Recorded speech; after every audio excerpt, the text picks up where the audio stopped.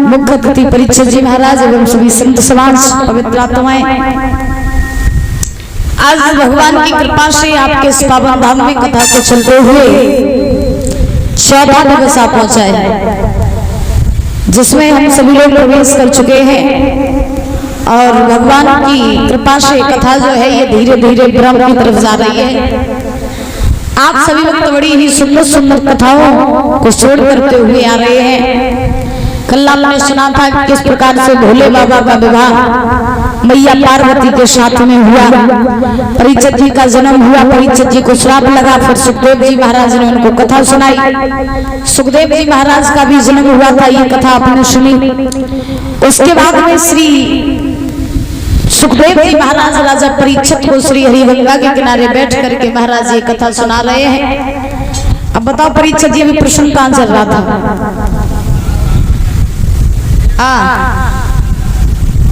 तो भाई सकल पे 12 का बजे यार क्या बात, सकल पे 12 का बजे आज तुम्हारे रात में जगत रही, रात में गाओ हमने याद तुम तो कौन सा जोड़ करो?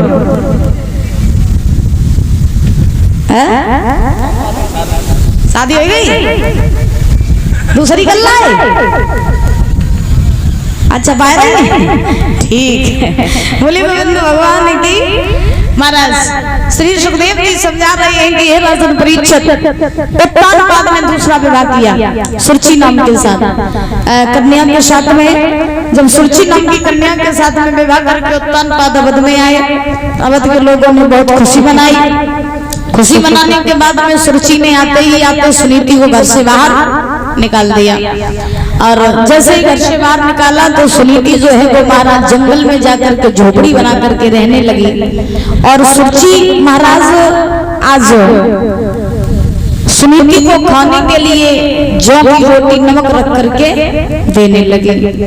मैया सुनीति जो है झोपड़ी में रह करके अपना जीवन यापन कर रही है। और ये सारा दृष्टांत परीक्षित जी हुआ क्यों? ये सारा जो घर में कलेश हुआ कि सुरुचि का आना, सुनीति का निकालना बाहर, ये सब क्यों हुआ? संतान के पीछे। किसके पीछे? संतान के पीछे। क्योंकि देखिए कहा जाता है कि अगर आज सुनीति के गर्भ से कोई बालक जन्म ले लेता तो आज सुनीति घर से बाहर नहीं होती। और एक बात तो हमेशा ही हम कहते हैं कि इंसान मनुष्य जो होता है जब वो जन्म लेता है पृथ्वी पर, तो जन्म लेकर के जब धीरे धीरे धीरे धीरे मनुष्य बड़ा होता जाता है, तैसे ही तैसे महाराज दुख भी बढ़ते जाते हैं। क्योंकि संसार में चाहे छोटा हो, चाहे बड़ा हो, चाहे अमीर हो, चाहे गरीब हो, चाहे राजा हो, चाहे रंग हो, दुनिया में गरीब सब हैं, दुखी सब हैं। महाराज काऊ तरीका से कोई सुखी नहीं है। कोई यारी बीमारी तो दुखी, कोई संतान तो दुखी, कोई पैसा तो दुखी, कोई काऊ तो दुखी, कोई पत्नी से दुखी है, कोई बच्चन तो दुखी। कोई के पास में बच्चा है तो काऊ के पास पैसा नहीं है, काऊ ढंगा पैसा है तो संतान नहीं है, और काऊ के ढंगा पैसा संतान दोनों है तो कोई संतान तो दुखी। बताओ परीक्षित जी। तो कहने का अभिप्राय हमारा ये है कि इंसान जो दुनिया में आता है वो किसी न किसी चीज से हमेशा दुखी रहता है। सुनीति जो थी वो झोपड़ी में रहने लगी। धीरे धीरे समय व्यतीत हुआ। एक समय के बाद सुनीति अपनी झोपड़ी में है तो सुनीति ने मन में विचार किया कि हमारे पास में न तो हमारे पति है और न मेरे गर्भ से किसी संतान ने जन्म लिया, तो हम जी करके करेंगे क्या? से अच्छा यही है कि हमें मर जाना चाहिए। 100 रुपए आए हैं हिमांशु भैया जी की तरफ से, आरसी गांव के रहने वाले हैं, बहुत बहुत धन्यवाद है। भगवान से कामना करेंगे सुख शांति प्रदान होती रहे, धन के भंडार भरे रहे। तो ध्यान रखना परीक्षित जी कि जब सुनीति ने एक रात में सोचा कि हम जी करके करेंगे क्या, हमें मर जाना चाहिए, तो सुनीति आज मरने के लिए एक जंगल में चले। और सुनीति जब मरने के लिए जंगल में चली है तो कैसे जा रही है भैया बोलो?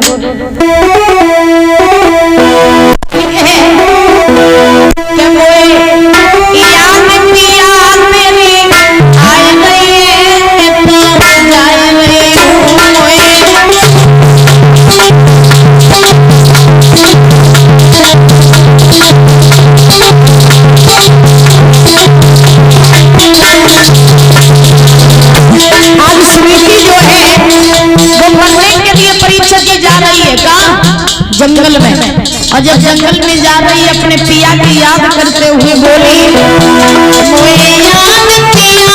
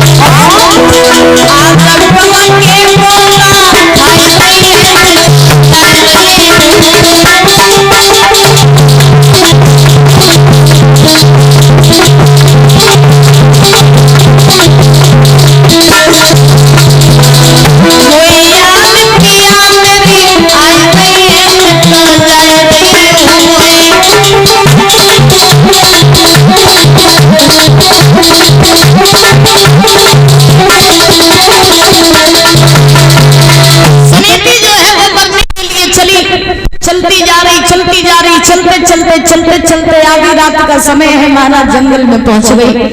जंगल में एक नदी के किनारे जैसे ही पहुंची, नदी में कूदने का प्रयास किया, तब तक बाबा देव ऋषि नारद आ गए।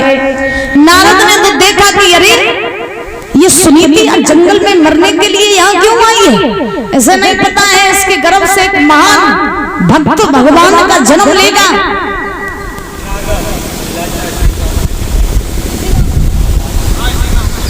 और ये छोटा बच्चा राघव, इसकी तरफ से 101 रुपए आए हैं। माँ सरस्वती के से कामना करेंगे कि बच्चे की बल बुद्धि विद्या आयु बढ़ती रहे और हमेशा बड़े होकर के अपने माता पिता का नाम